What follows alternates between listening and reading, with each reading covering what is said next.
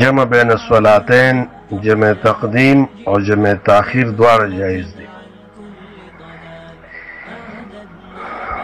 جمع تقدیم دیتا وي چې دویم مونځ مقدم کې او د لومړي مونځ په وخت کې ادا کې،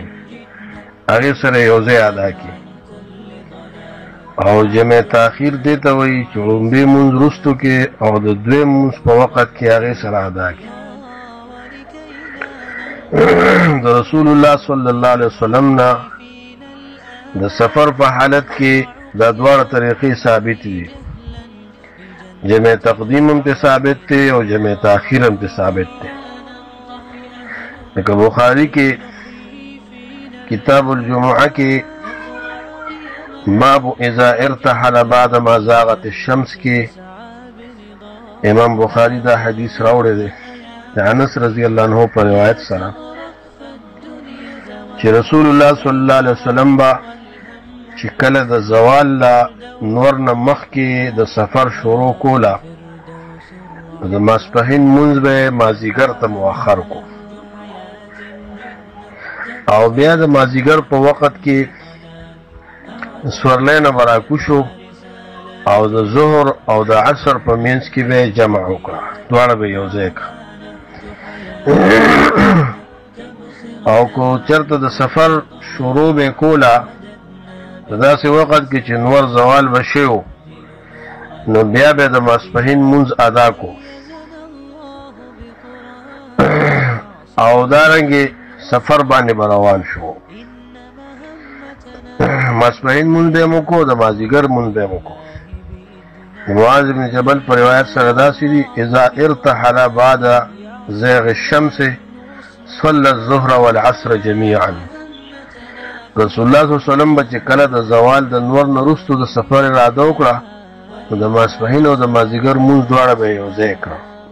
دا روایت په ابو داود کې راغلی دی. باب الجمع بین الصلاتین کتاب الصلات کې. او دارنګې دا بخاری بل روایت هغې کې داسې دي عبدالله ابن عمر رضی الله تعالی عنهما په روایت سره هغه وایي چې ما رسول الله صلی الله علیه وسلم لیدلی اذا آجله السیر فی السفر یؤخر المغرب حتی یجمع بینها و بین العشاء. هر کله چې رسول الله صلی الله علیه وسلم به جلتی و په سفر کې پې نو ماښام مونځ به یې وروسته کو تر دې چې د ماښام او د ماسخوتن په منځ کې به یې جمعوالی وکړو. او په یو روایت کې داسې دي حتی غاب الشفق، د ماښام مونځ به یې دومره وروسته کو چې شفق دا سرخي نور پرېواته طرف ته دا به غایبه شوه.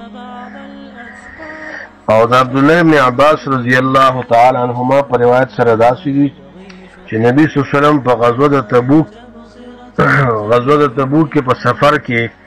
د ماسپښین مازدیګر او د ماښام او ماسخوتن منځونه جمع کړل. نو دې نه معلومه شوه چې د سفر په حالت کې ظهر او عصر مغرب او عشاء په یو وخت کې دواړه جمع کول جایز دي، که هغه جمع تقدیمی او که جمع تاخیری. ائمه ثلاثه امام احمد، امام شافعی، مالک د دې قائل دي او محدثین هم د دې قائل دي. باقي دا چې یو سړی داسې وکړي چې مثال په طور سره ماسپښین مونځ وکړي د ماسپښین په ټیم کې او سفر لذي او د مازدیګر مونځ د مازدیګر د ټیم نه یو ګنټه مخکې وکړي، لکه ټیم داخل نه وي او د مازدیګر مونځ وکړي یا دغه رنګې د ماښام ماسخوتن مونځ وکړي. نو دا طریقه مونږ چېرته زمونږ په نظر کې چېرته حدیثو کې مونږ نه ده لیدلی. نو والله اعلم د رسول الله صلی الله علیه وسلم نه دغه طریقه ثابت ده. دا کومه طریقه چې مخکې ذکر شو د جمع تقدیم جمع تاخیر، په بله طریقه باندې د وخت نه مخکې مونځو دا ثابت نه دی. او باقي بس دغه کې سفر په دغه کې د جمع بین الصلاتین سره قصر کول نو قصر خو اله کیږي چې سړی د خپل علاقې نه وځي جمع بین الصلاتین خو په خپل علاقه کې مکول شي چې کله د سفر اراده کې سفر ل روانېږي ولیکن قصر به اله کې چې کله د خپل علاقې نه وځي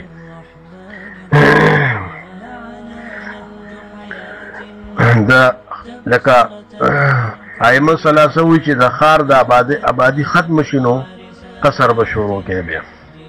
امام مالک سے وی چې 3 میله فاصله کې د خپل علاقې او د خار نه لري لاړ شي نو ابتدا د قصر بکې اگر چې د بعض تابعین نه د کور نه قصر جایز ګڼل خدا خبره کمزورې ده ابن منذر په دې باندې اجماع نقل کړی ده چې د سفر اراده لرون کې سړی چې کله د خپل وطن نه خپل کلی نه علاقې نه وځي او تمام کورونه د علاقې ختم شي نو قصر کولی شي بیا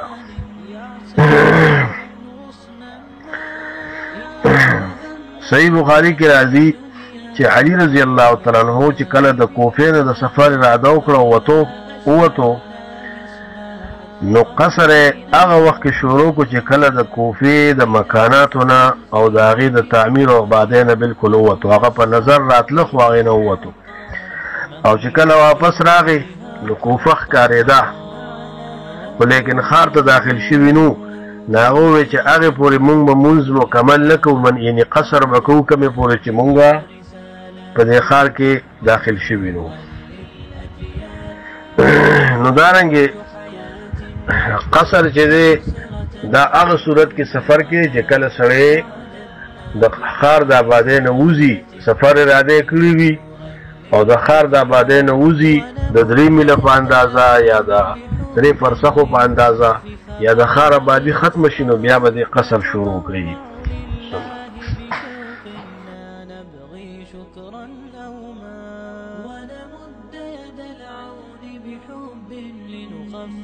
بعض الأثقال نتطوع لله بشوق